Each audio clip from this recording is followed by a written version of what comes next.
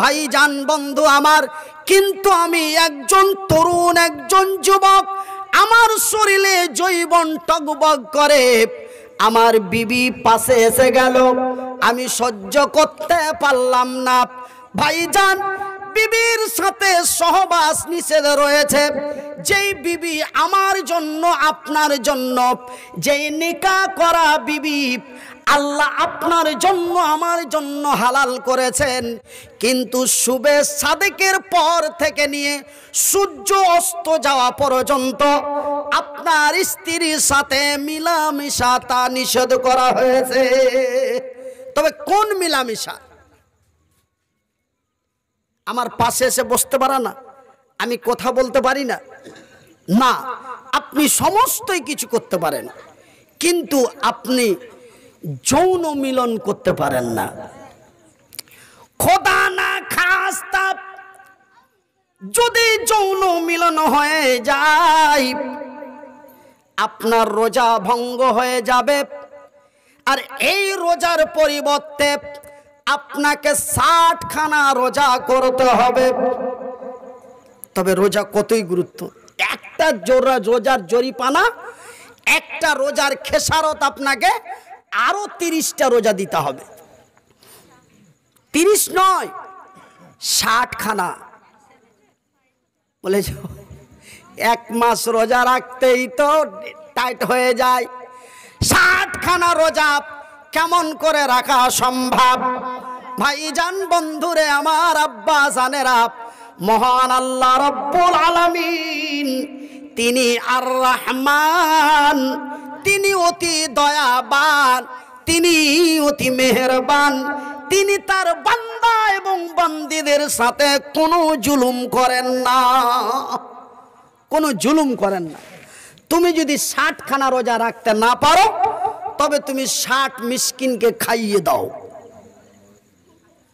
এটাও সম্ভব নয়। কোন রকম দিন যায়। একজন তরুণ যুবক, এক নওজোয়ান, বয়স তার 25 থেকে 27 বছর, আল্লাহর রাসূলের জামানায় এইভাবে রোজা রেখে বিবির সাথে এই কাজ করে ফেলল। রোজা তো তার ভঙ্গ।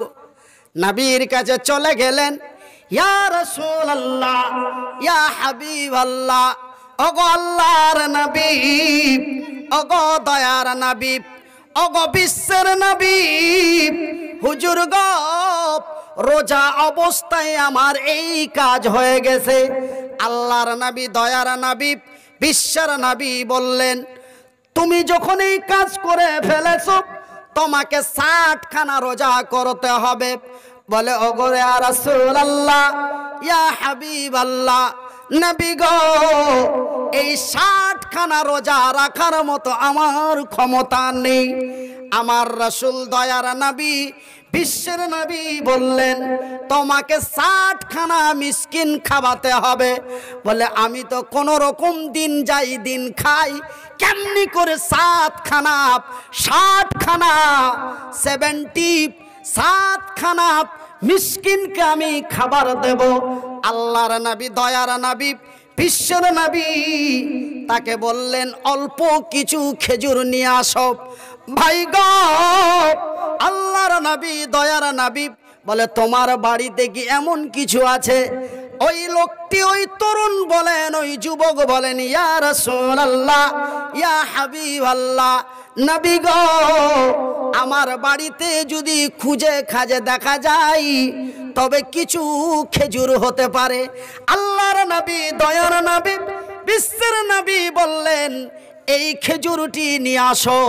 আর খেজুরটি নিয়ে এসে তোমার এলাকায়, পাড়ায় যারা গরিব শ্রেণীর, দুঃখী গরিব অনাহারে দিন যায়, তাদের মধ্যখানে এই খেজুরটি বিলি করে দাও।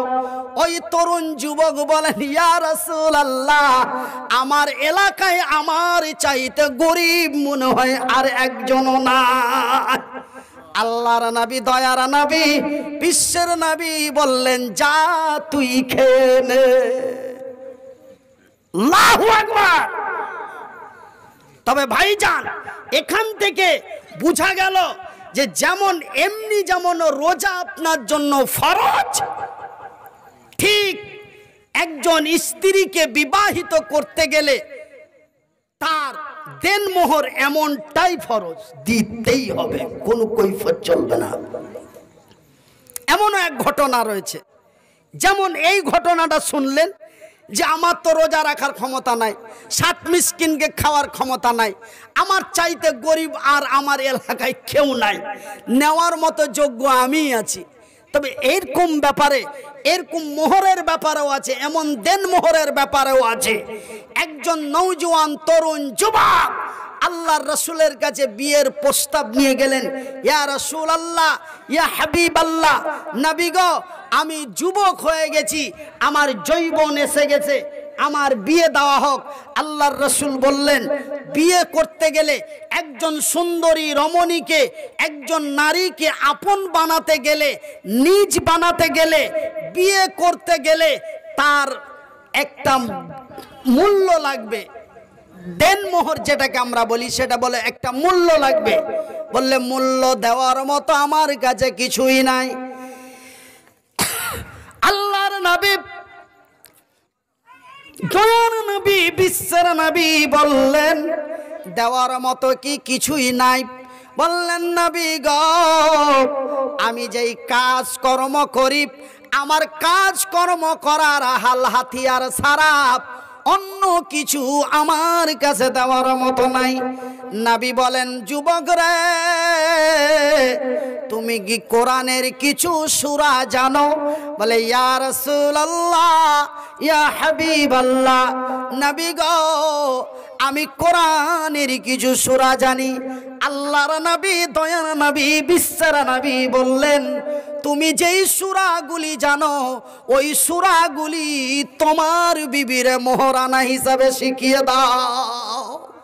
এটাই তোমার মোহর ধার্য করা হলো, যে তুমি যে যাহা জানো, তুমি যা সূরা জানো, তুমি ওই সুন্দরীকে শিখিয়ে দাও। এটাই তোমার জন্য মোহর দেওয়া, মোহর হয়ে গেল। ভাইজান, বন্ধু আমার, আমি বলতে চাইছি, আমার বলার উদ্দেশ্য হলো যে আপনার কোনো ক্ষমা নেই, এই দুটো জিনিসের কোনো ক্ষমা নেই। অতক্ষণ পর্যন্ত ক্ষমা নেই যতক্ষণ পর্যন্ত আপনার ব্রেন নষ্ট না হয়ে যায়। অতক্ষণ পর্যন্ত তোমার ক্ষমা নেই যতক্ষণ পর্যন্ত তোমার এই ব্রেন, মস্তিষ্ক নষ্ট না হয়ে যায়, ততক্ষণ পর্যন্ত কোনো ক্ষমা নেই।